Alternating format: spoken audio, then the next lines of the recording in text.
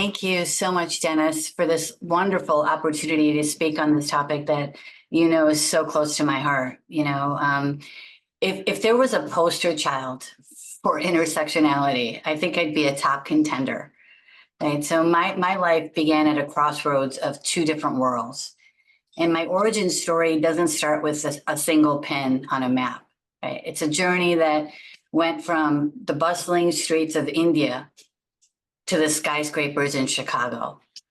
Right. That's right. I was conceived in India amongst the saris and the spices.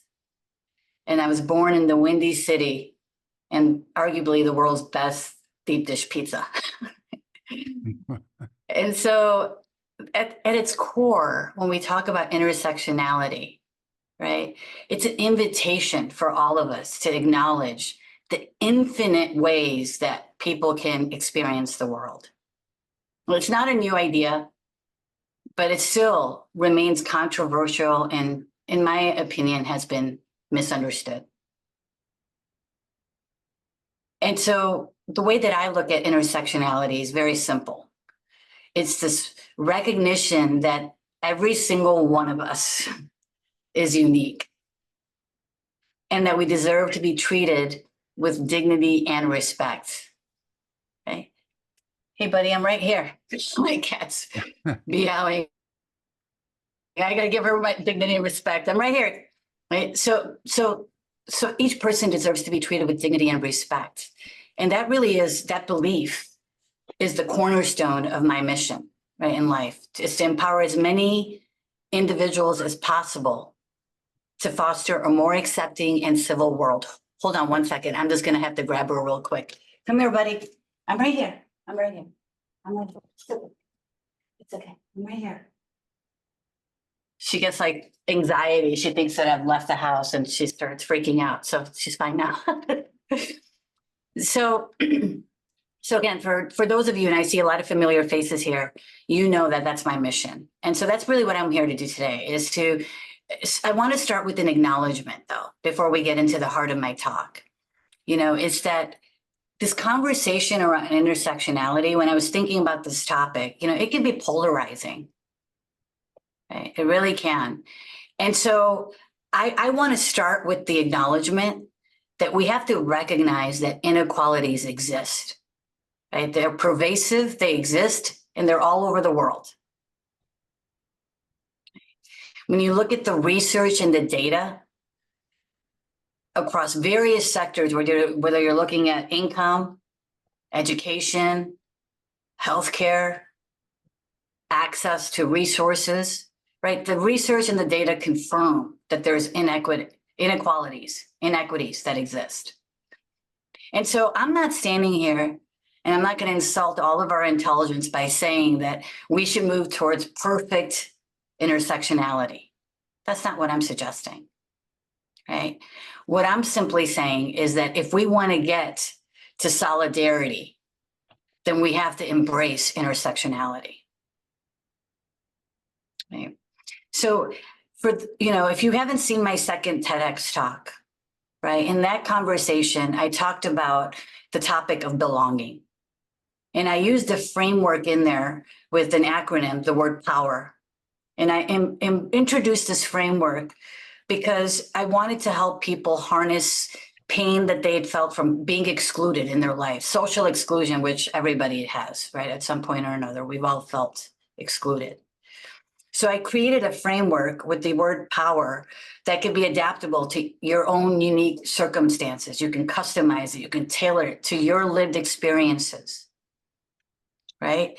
And so today I'm going to take that same exact framework and apply it to this conversation today to help and empower all of you with that framework so that you can start to embrace your own intersectionality and that of others, so that we can all collectively move towards solidarity. So the P in this new power framework that I'm going to share with you today stands for pain, right? And it's the first step. We have to acknowledge the pain that comes from having to navigate multiple identities, whatever those identities are for you. right? It's a universal experience, but it shows up and it manifests differently in all of our lives. And for those of us that have layered identities, that pain, it can be anything from feeling like you don't belong. It can feel a feeling that you're not being understood or that you're not being accepted, right? It could be anywhere in between.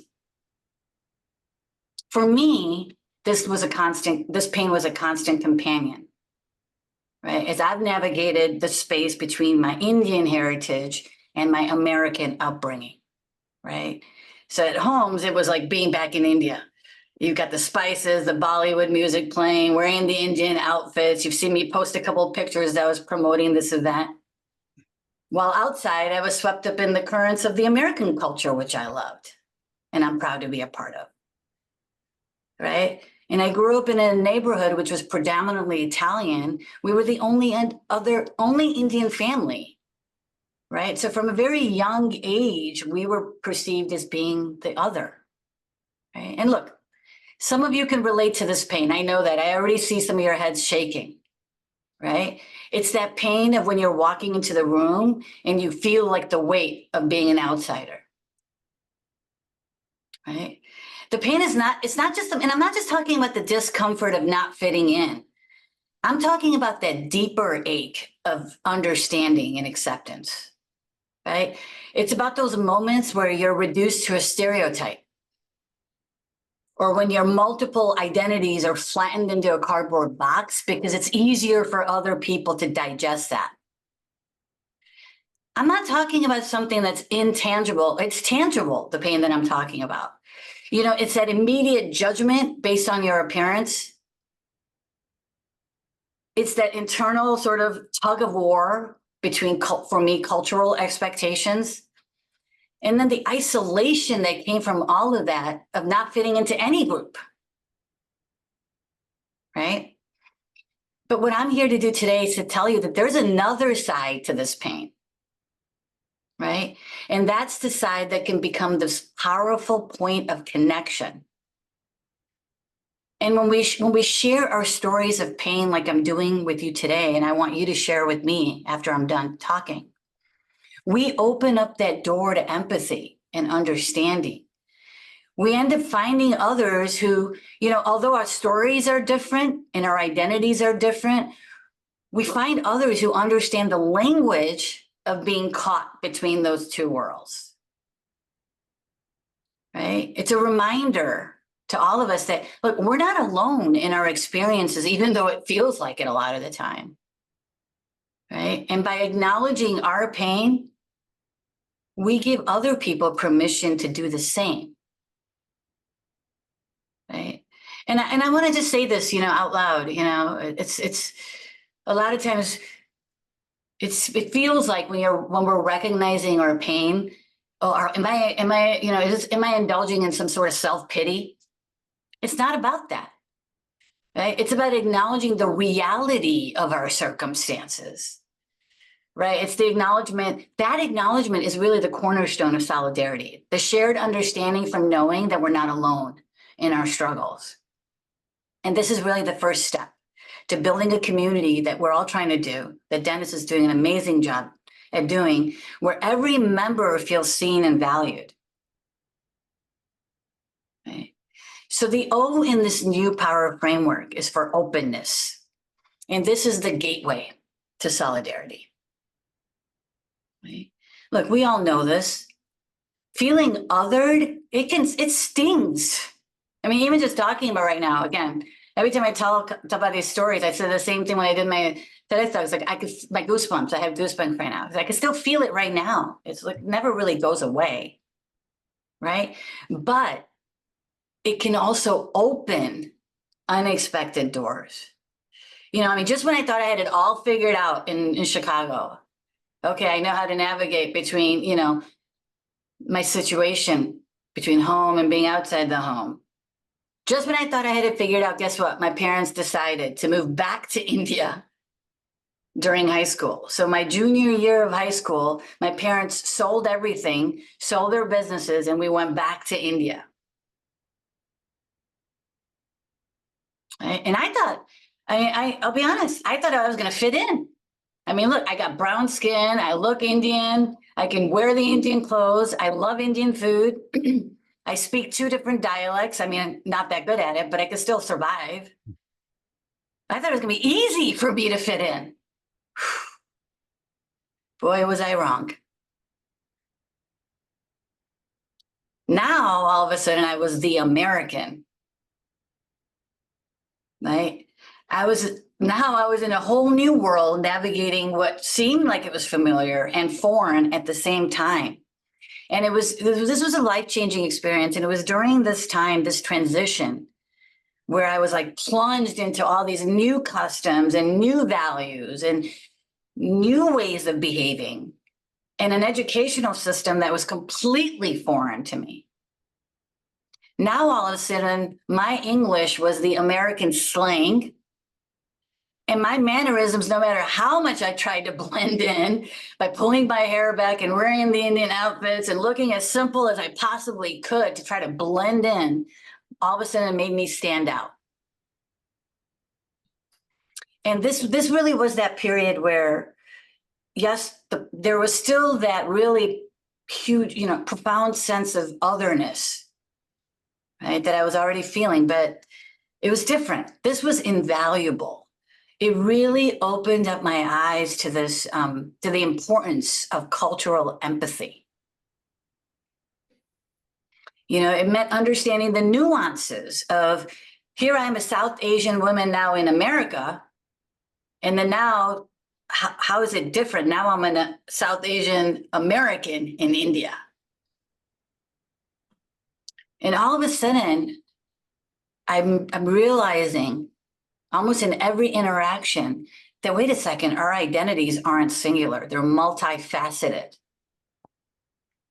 right? I mean, I remember this one, I wanted to share an example with you of this one situation, where I found myself at a local market and I was haggling with this vendor.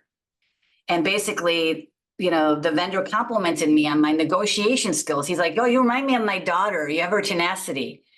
And it was this little small connection, but it reminded me of, wait a second, no matter where we come from, our human experiences often mirror each other, right? And they transcend these boundaries and they create these unexpected bonds. And it was in this space of not quite fitting in that I discovered the power of my own intersectionality. My openness became that bridge. It allowed me to navigate these different systems, these beliefs. And the way I did that was relentlessly searching for the common ground. And it's this one quality that has enabled me to forge connections with people of all different cultures. How do I do that? I am fully present in every interaction with that person. And I pay attention to my emotions, the situations, what is evoking it. I identify those moments where they trigger me discomfort, whether it's a passing comment, a dismissive gesture, or a feeling of exclusion. And I address those moments of discomfort deeply. And then the W is about having a willingness, right? You have to have the courage to stand in your own truth when it's easier to conform. And it's not being passive, it's being active to engage all the different parts of your intersectionality and all the different parts of you. And so for me, it was about acknowledging that I didn't have to pick one. I could do both. But that realization doesn't come easily, right? I had to deal with the internal biases that I had internalized. Like, what is being American? What's too American? What's too Indian? I was in high school and I remember a time where somebody made a joke about Indian accents. And I just laughed it off because I didn't want to seem like the overly sensitive person.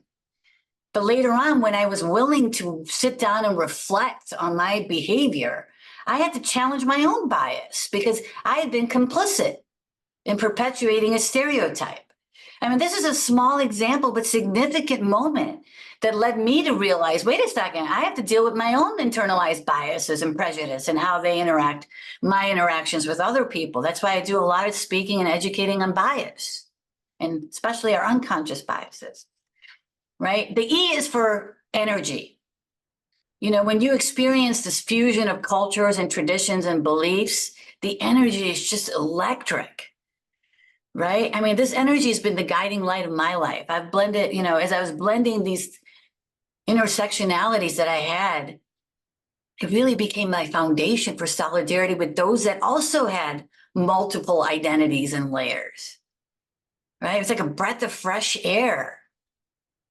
And then the last thing, the R, is for real, right? When you accept the full spectrum of all the different aspects of you, it's not just an act of self-love. It's really a declaration of your strength. It's an acknowledgement that you're saying every part of me has contributed to my journey and to help me find my purpose in this world. I mean, my journey to self-acceptance and of all my identities has been transformative, and I talk about it now, And so now I hope that you could use the same framework, to help you address your pain. And look, it's not easy. This is a lifelong journey, right? And how you address your pain is going to be different for all of us. You got to figure out what works for you. And it's about staying open and being willing to renew that energy in us. And most importantly, celebrating you. All of the different intersections of you that makes you unique and beautiful. That's your power. So as we move into the dialogue, I want to throw out this question. I want you to reflect on all of your intersections. And thank you, Dennis, for creating this beautiful space where we can talk about our intersections openly. And I want to ask you, how do your intersections shape your view of the world?